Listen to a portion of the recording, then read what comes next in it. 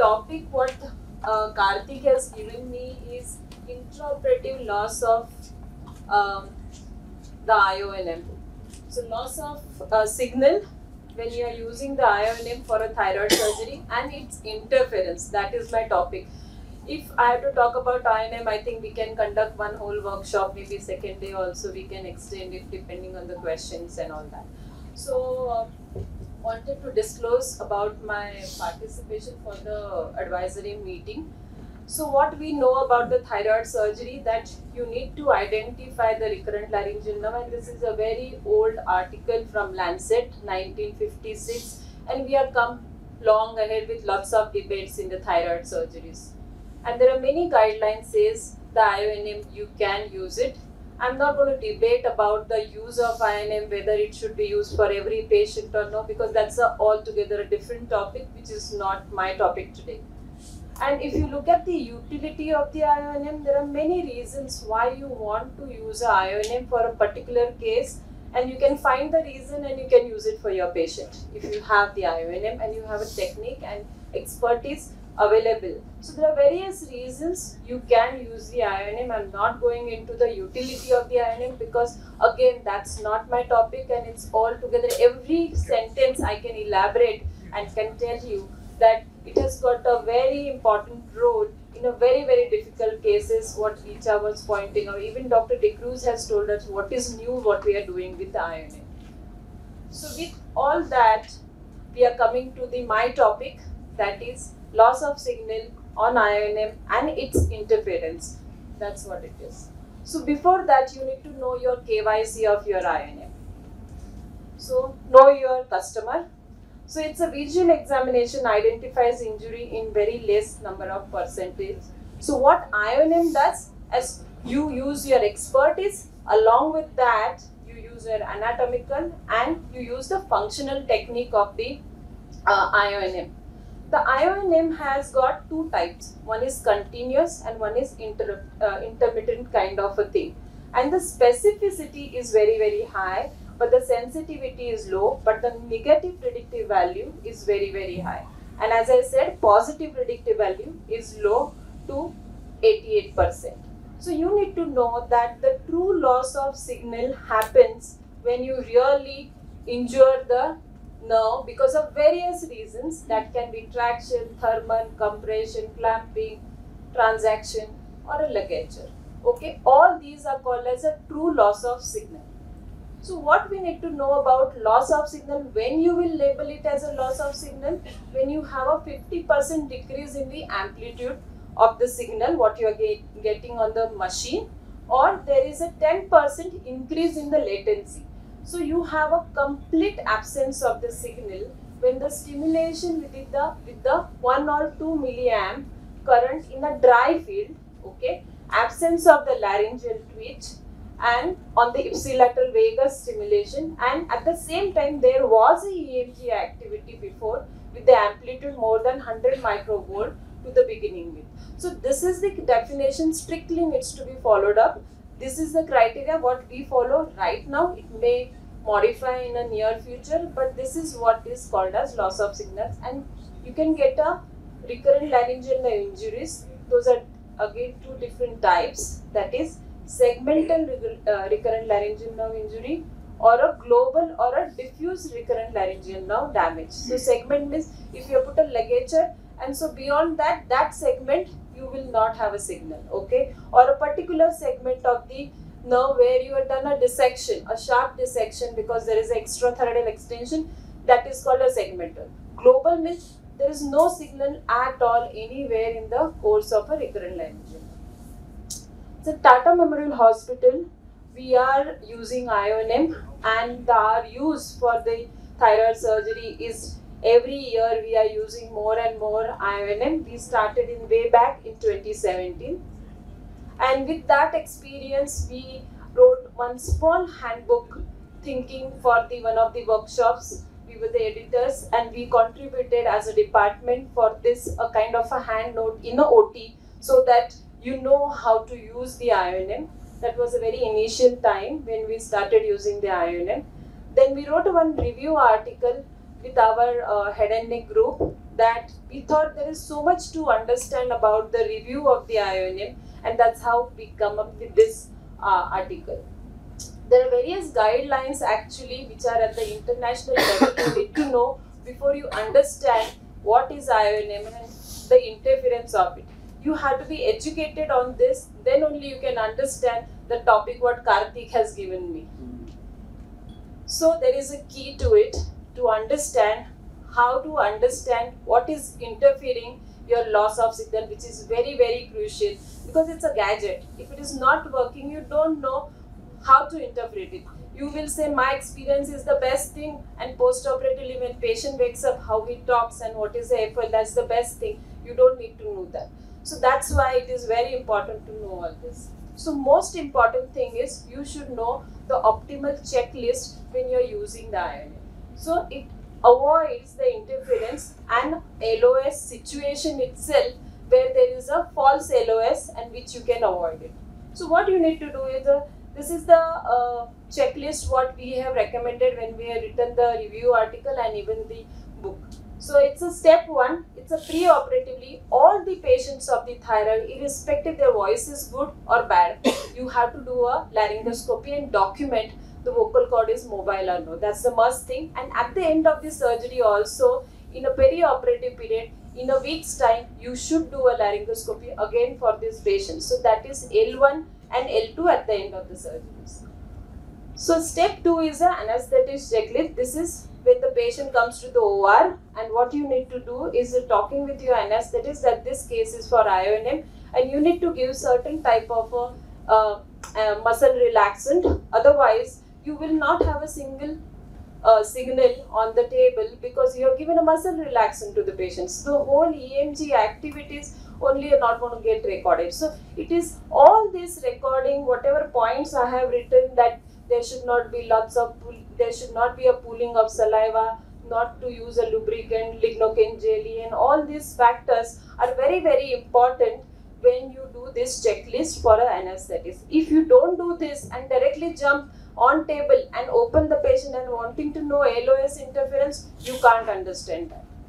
Coming to the third step is the neurophysiologist physicist checklist. So this is basically you can learn and understand, but the best is a team member makes it understand for you that all the circuits and the reading the EMGs and everything is been done by the neurophysicist. The second part of the neurophysicist circuit is you need to check that the circuit is all right and there is a connector box and the stimulatory probe and everything is in the place, then only you can read it. So you should not forget to switch on the power.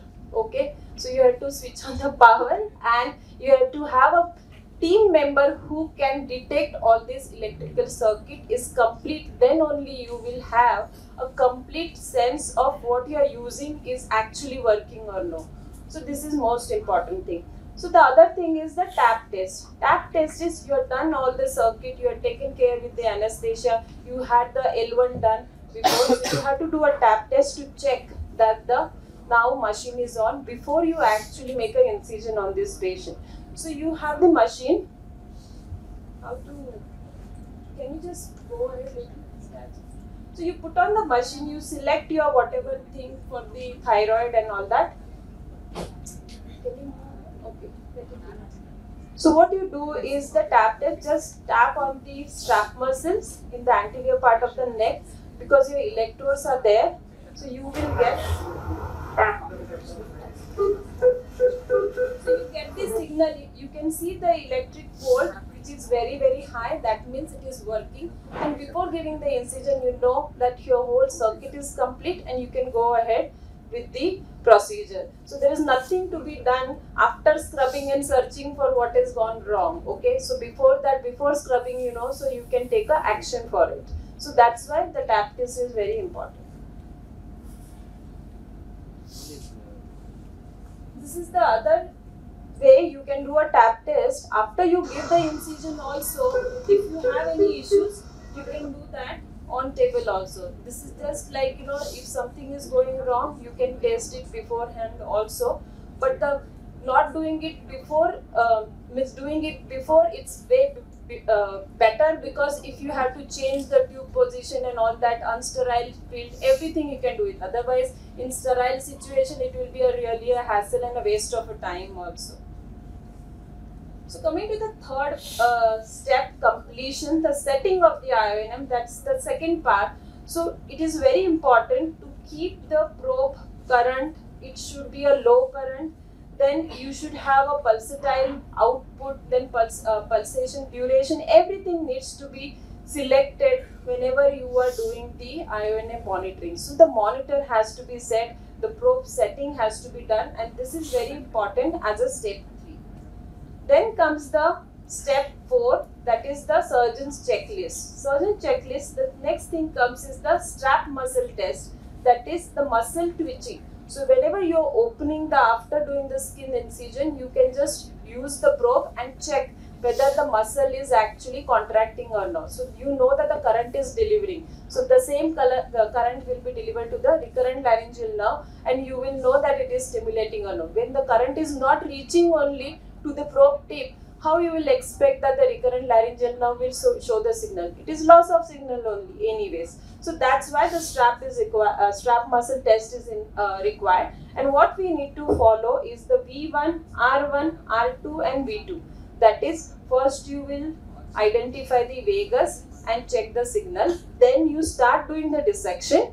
And when you are doing the dissection, you will search for the R1, that is the recurrent nerve. And at the end of your dissection on that side, when everything is done, you will do the R2. And then again you will come back and check V2 on the same side.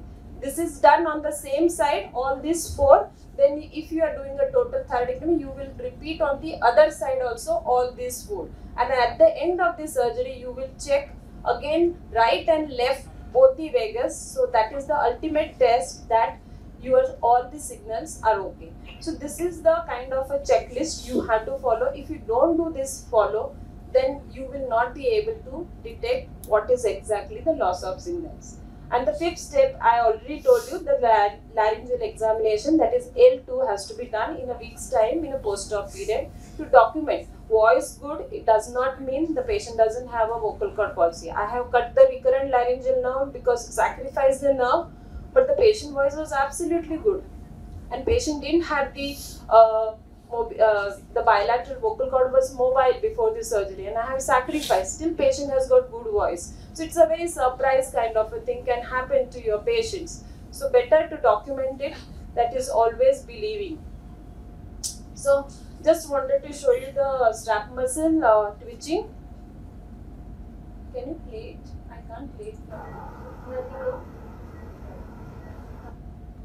So you can see the twitching out there. Okay. So coming to the case 1, what I wanted to show you that we've taken up this patient, we did all this checklist, we have everything, and I've been practicing, so learning curve is also crossed and all that. And this patient was taken up for the surgery, and I started doing the V1, and there was no signal for the V1. So that's a loss of a signal for this patient, and I wanted to know what is the interference for this patient. So this is the video of the patient. So what you need to do is a high and low stimulation. The voice a bit low. Yeah. High and low stimulation of the right vagal nerve. Not so much. And low stimulation of the right vagus nerve. There was nothing at the usual level. Signal there. We did on the higher level, at the thyroid node level. We got the signal. We started tracing down.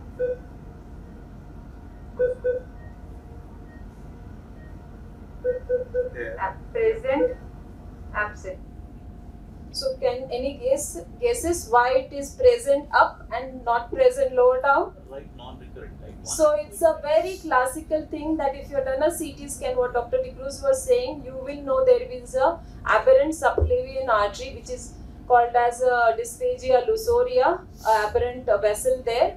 Or when you are doing this V1, you will know that there is already a non-recurrent laryngeal nerve. You have to be careful before you start doing dissection. So this is an anatomical variation where you will have a loss of signal, but actually the interference, there is no interference, it's just the anatomy is giving you this. The another thing, high and low stimulation. So the next case what I'm going to show you is we know the anatomy, what Dr. D'Cruz was saying, that the subclavian around the artery, the recurrent laryngeal nerve comes and winds around and all that. So this is the patient medullary where we have done a dissection. So you can see how the signals is absent lower down where it is winding. It's a nice to see the anatomy, just that's the reason why I kept it. Laryngeal nerve winding around the subclavian artery. So this is the right vagus nerve stimulated after the dissection. So good signal. R2 stimulation done for the right recurrent laryngeal nerve. That's the medullary innominate and the subclavian, where the subclavian artery was seen and the right recurrent laryngeal nerve was seen winding around the subclavian artery. You can see so below that you will not have a signal. Segment of the vagus below the recurrent laryngeal nerve not showing any signals on the IONM. So you have to understand the anatomy. So it is the anatomy which is giving you the loss of signal. It is not the IONM which is failing and giving you this. So it's a nice rare scenario. I just thought that I do have these two videos just to share it with you. Otherwise, it was not my part of a discussion as such.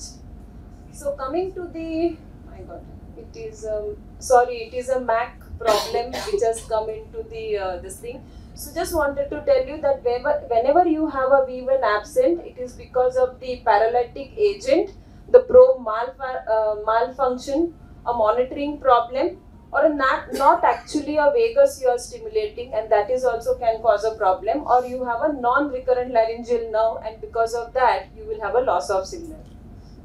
So you should check your all these circuits are okay or no, your tube is good, your referring the grounding electrodes and everything is fine or no. So it is very important whenever you are intubating the patient, you see that the electrodes on the either side of the vocal fold, so that it reads the whatever signal you are getting. And we do a video laryngoscopy for this patient, and then we visualize so that the tube is not too in or not too out and it is not rotated. So that is another point whenever you are doing this. This is a video, but I am not going into that. It's the same thing what I have showed you. The next thing is you require a ground and reference electrode. If you don't put a ground and reference electrode properly, again your signal will not be good. So you need to do that. We put it in the Ziffy area, and the green is for the ground and the white is for the referee. So just around it, we put it like a centimeter and an inch around that. We will put the referring electrode, or otherwise you can put it on the behind the shoulder. Then the other is the electrophysiological unit. So you have to put it properly. The blue goes into the blue circuit and the red is for the right and the left is for the blue and all that. And you have to see that you do all this connection properly. It is easily doable. This is the manual best. You can read it from any machine, whichever machine you are using. So if you don't do this properly, again you will not have a signal properly, and the probe will go into just below that. That is the most important thing. The one more thing what we put it is a muting device for the cautery, because this electrocautery signals can actually interfere with your signaling, and this is the interference what you can have it. So always have a mutating devices which are put on the cables, and that will give you the less of a interference. So the general reasons what the people say is, if you have a low pressure, oxygenation is the problem. There can be a problem with your signaling and amplitudes and all that, but this is a general fact we don't have, because anesthetists are going to take care of our patient. This scenario most of the times are not going to happen to our patient. So what is next and most important thing to know about IOLM is troubleshooting algorithms. So what is this troubleshooting algorithm? So this is the one chart what I have made and put up in this to review articles and the this thing, that you need to know most important thing in the OT, that what happens if you get a loss of signal, how to follow. It's like a map for you. It's a Google map, what to do when and all that. So if you understand this, then I don't have to give the rest of the whatever slides I have got. But it is very difficult to understand what is written here. So I'll simplify. So you need to know a key maneuvers after LOS, that is ipsilateral vagal nerve assessment, then the laryngeal twitch assessment, the contralateral vagus if it is assessment, and the strap muscle stimulation. These are the four maneuvers you will do it. If you do all this and the inference of that, then you will be able to understand, you can correct it, and then you can use your IONM. That is what it is required. So what you require, that first you do the ipsilateral vagal stimulation. If you are getting a stimulation, that means what you are actually checking, a recurrent laryngeal nerve is not recurrent laryngeal nerve. Your recurrent laryngeal nerve is still intact and you are touching something else. So vagus is showing intact, that means it is all good. Okay. So the next thing is laryngeal twitch. So you go to the laryngeal twitch, is basically the digitally checking the posteriorly. You keep your finger and check the cricoarytenoid muscle twitching, and you can stimulate the vagus or you can stimulate the recurrent laryngeal nerve. That means your current is flowing and twitching is there. That means electrically, and only thing is the ET tube is not checking this pulsation. So your finger is actually checked that it is getting stimulated. So that's what we. So what is this laryngeal twitch? So you put your finger there and you stimulate the nerve. So you can see there is a visibly my finger is moving there. So that's what it is. So you check that. That is your ET tube job. You are doing it by your finger and you are not getting EMG activity, but your finger is feeling the muscle is twitching. That's what it is. But this is a subjective thing, right? Yes, it is subjective thing. So you know that the problem is, so you are absolutely right. So the problem is malposition of the ET tube and this. So this part of the circuit is not working and you need to check this when you get this problem. So twitch is present, that means there is a recording side problem. That's what you have to do.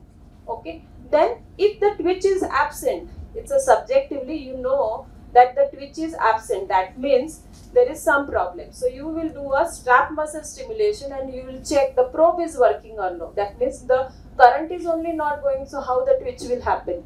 Okay, that's the one thing you will do. Or you will go to the contralateral vagus and you will check it. If contralateral vagus is a signal is present, that means that side everything is present and good.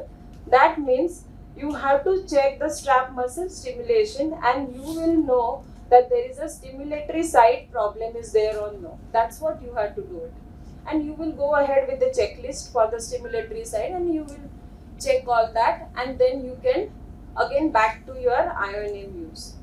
Suppose there is a contralateral vagus is stimulated and it is present. That means you have lost the signal, which is truly loss of a signal, and it can be because of the problems like a type 1 or a type 2 problem. So that's a altogether different thing what you will do about a true loss of signal. I'm not going to go into all that thing.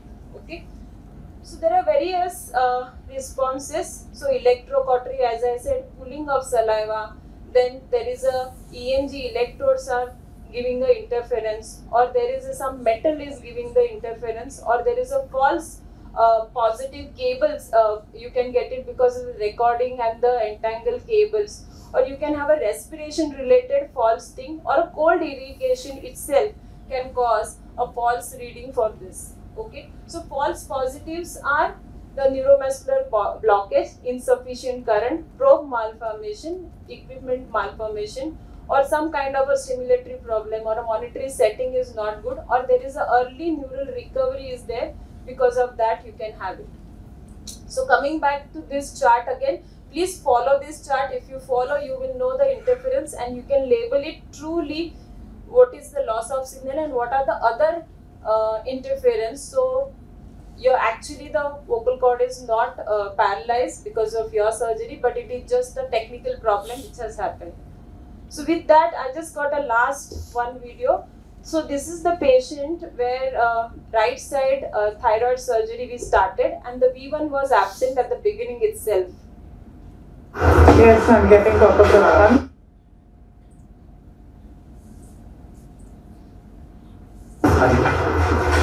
Yes, I'm getting So Dr. it's a Prathan. flat line and it is not showing any signal on that. That's the V1. Then we checked all the circuits are good or no. Then we checked the contralateral vagus.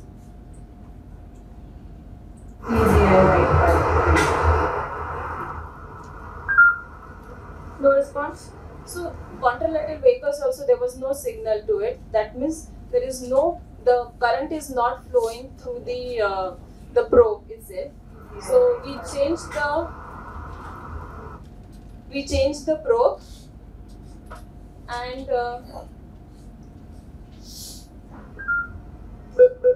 then we got the signal. So that loss of signal was basically a probe problem. We changed the new probe and then we got the signal. So it was a problem with the stimulatory side. What was the problem? Usually we don't have a ET tube problem. Our anesthetists are excellent. They do a very good job with the drugs giving and all that, but that can be an added thing. These are the two components to the malfunctions. Okay, so that is the thing. This is the other case. We had a continuous nerve monitoring we have used because this patient had a little flickering movements, impaired movement of the recurrent laryngeal nerve. And if you can see, the recurrent laryngeal nerve is draped over the thyroid node in the central compartment. You can see there. So we have done a micro dissection and all that. The nerve was intact, but we thought that the signal was little reduced. I thought it is because the nerve was stretched, and because of my handling the nerve was stretched, and that's why I'm getting a loss of signal. That's why we did the checking. So what we got is a loss of signal on table. So there is a flat line and it comes on the monitor. This is a new machine, so it shows a loss of signal on that. So we didn't know what to do about it because surgery was over. There's nothing we can do about it. But my SR, he just felt that there is something fishy about it. So we put the needle electrode, that is to record it better. Instead of ET tube, you can use a needle electrode. So we put a transcartilaginous needle into the thyroid cartilage and we got a good response. Response on the thing. And even the post-op period patient has got a bilateral vocal cord mobile on the FOL.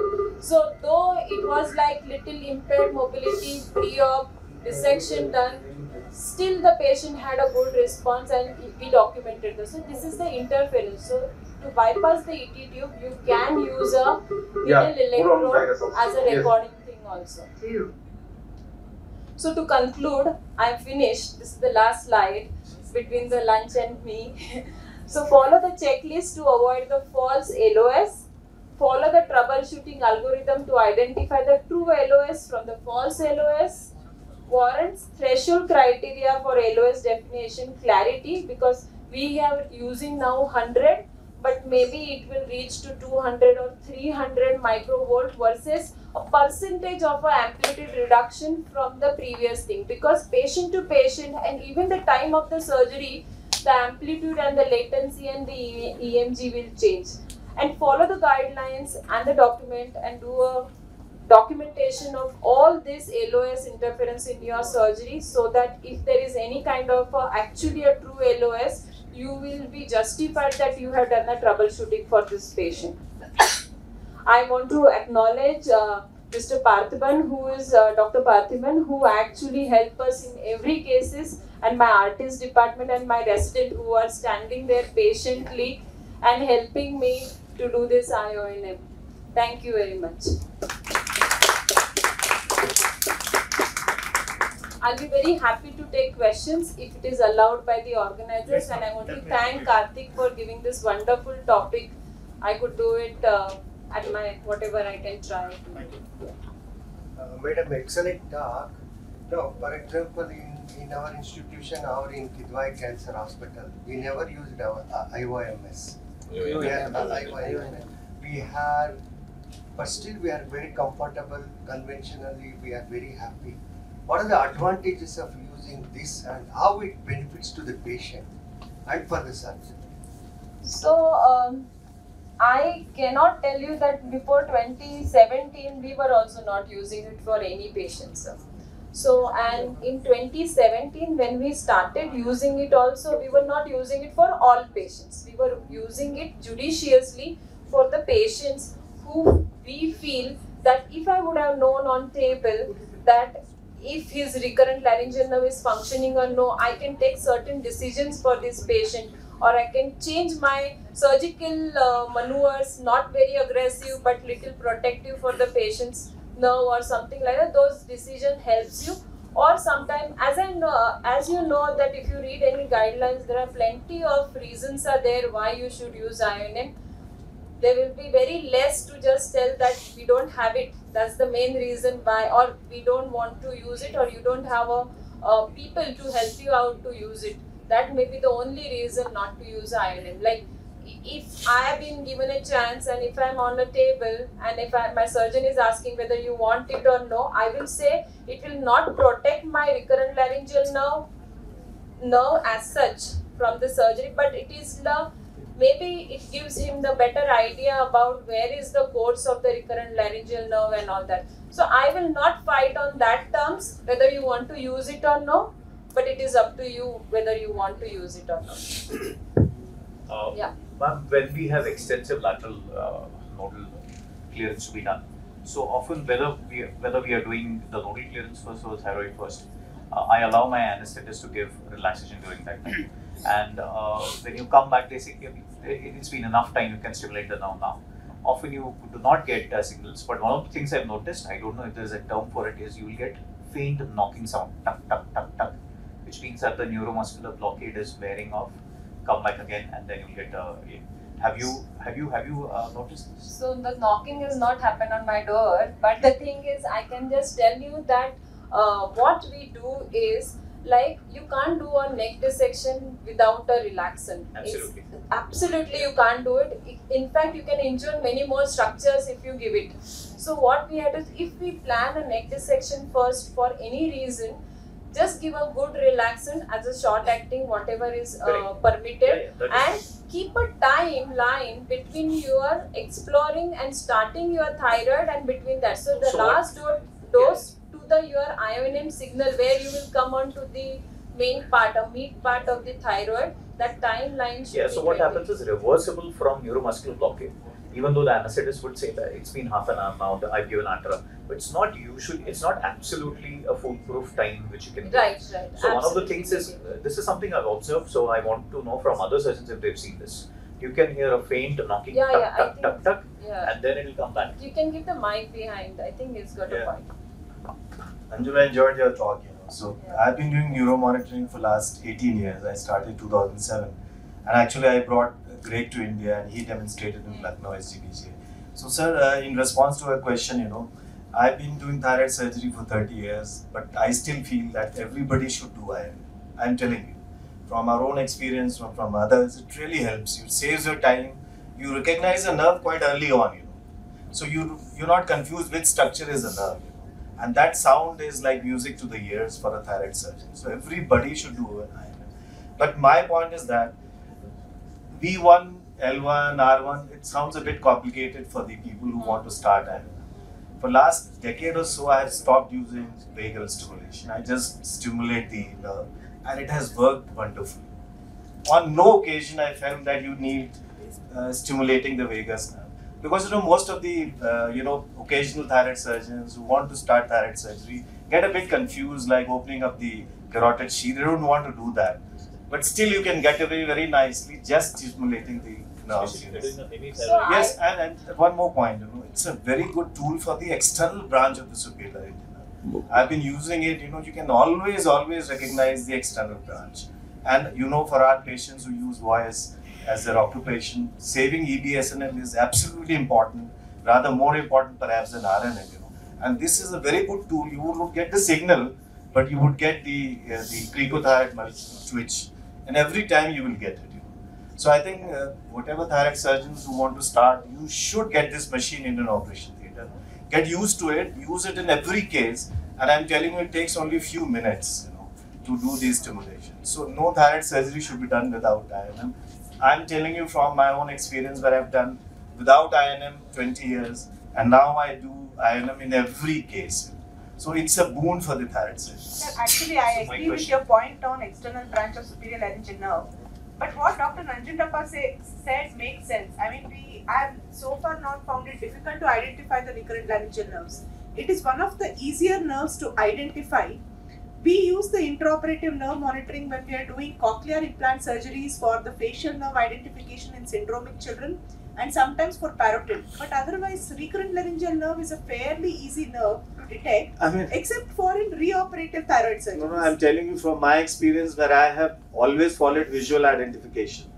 But INM really saves a lot of time. Very early on, you can know this structure is a nerve and you are happy. This whole thing Go seems ahead very and cumbersome. dissect I don't fast. know, I've not used it. So I was just thinking, as That's I what I'm was saying. hearing, Those who loss of use signal, it, loss of you will signal. become so much dependent on it that you won't do a thyroid surgery without There INM. isn't much a learning curve. So- Quick question to you, sir. Yeah. Excellent for EBSLN. The only fallacy is direct stimulation of cricothyroides. No. So you are stimulating a structure there. Yeah. Don't stimulate the muscle. Obviously, any muscle would twitch, but it works well for EBSNL also. So try that if people have not tried for that. Just wanted to tell everyone that it is a very, very good instrument, and it just tells you on table what you are seeing is additionally, it is seeing is believing. You are just seeing visually, but it gives you a functional thing. And I can tell you that being at the tertiary center, what we see in Tata Hospital is only difficult thyroid. They are not simple thyroids where your experience, you don't have the IONM signal information, it is not going to make any difference. That kind of a cases, we are not batting for all that. Just add to that, for thyroid surgeons, every thyroid is difficult. I mean, that is what Ashok Shah used to say. Every thyroid is difficult. You don't know the anatomy once you go inside. And if you don't have a tube in place, you won't be able to use the INM. So use it routinely. You don't know what the situation will be once you go inside. So it's not about extrathyroidal extension. It is the anatomy. You find a very different. You have a large Zucker candle. You don't know that will displace the nerve, or you have a very difficult, different thyroid anatomy. So if you start using it routinely, you will find it very useful. You get the hang of it. It takes few minutes, and just you stimulate it. Advantage is that you get a mapping of the nerve. You can map the entire course of the nerve. You not dissect it fully. Once you know the nerve is underneath the fascia, you may not dissect it fully. It's also a very good validation of a well-done surgery.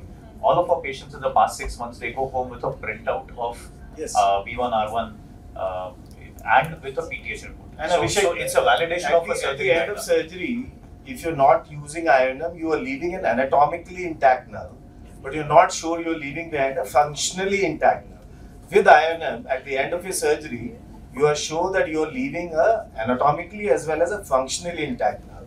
And that has a legal implication also. And as Abhishek said, we always give a printout or put it in the file and give a copy to the patient.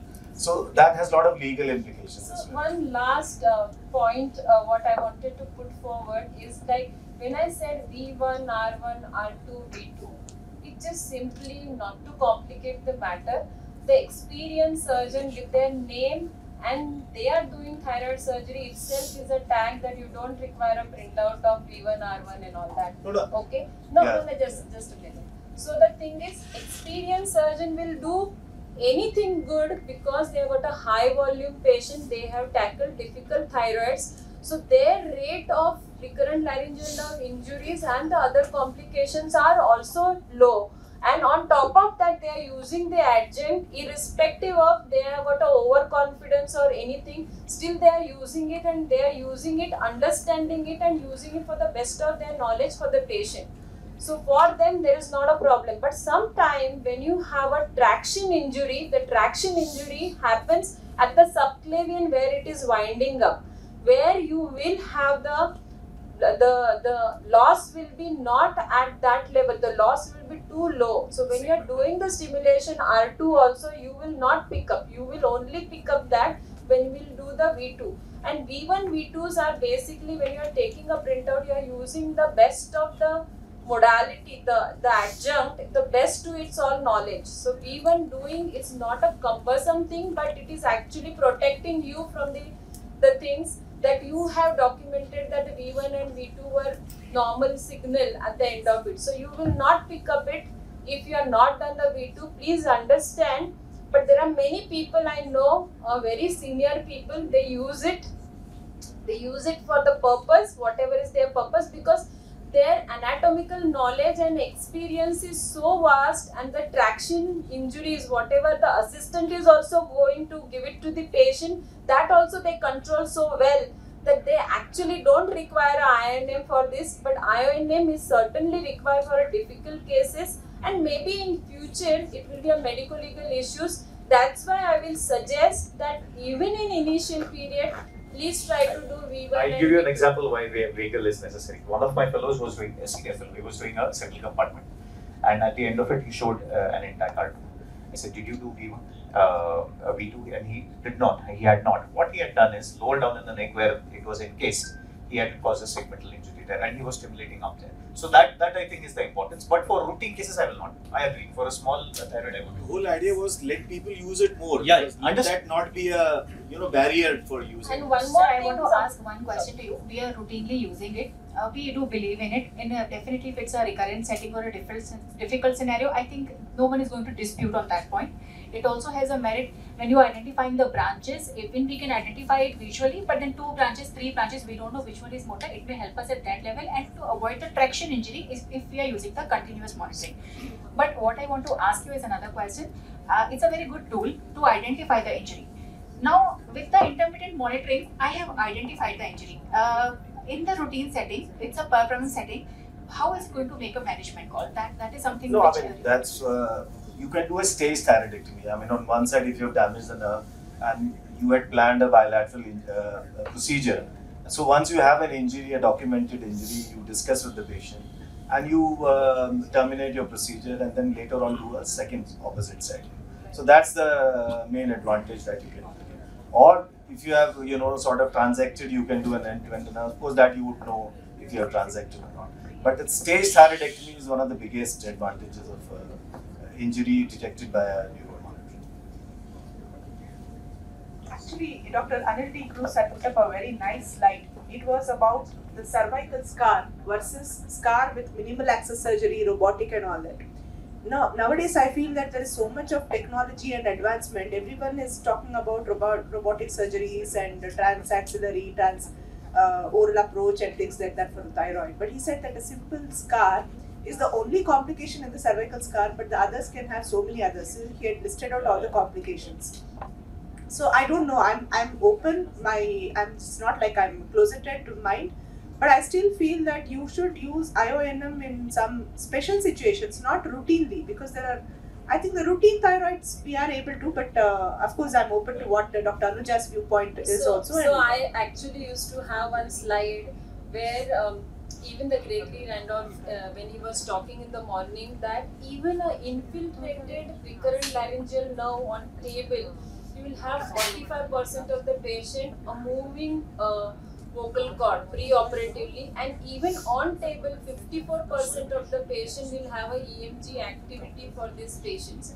So the thing is, it will give you lots of this micro dissection, the vertical dissection, what Japanese propose. It's all basically whether you use the loop, you use magnification, you use a micro dissection. I have done many number of times. This patient, what I showed last, is a total micro dissection and lifting the tumor from the thing, and after that also patient didn't have the vocal cord also, because I have put a continuous monitoring for this particular patient, because usually our practice is using a IONM for this patient, but because I knew there is a issues, we try to do this, and this is how the IONM helps. I am not here to promote that IONM is good. We were also, there are lots of hurdles. We had to first cross that and then do the IONM. I will say please understand and use the experience of the surgeons how to go anatomically and do the dissection. That is the most important. Thank you very much. Thank you for your attention, and thank you, Karthik, for the opportunity to speak on this forum. Thank you very much.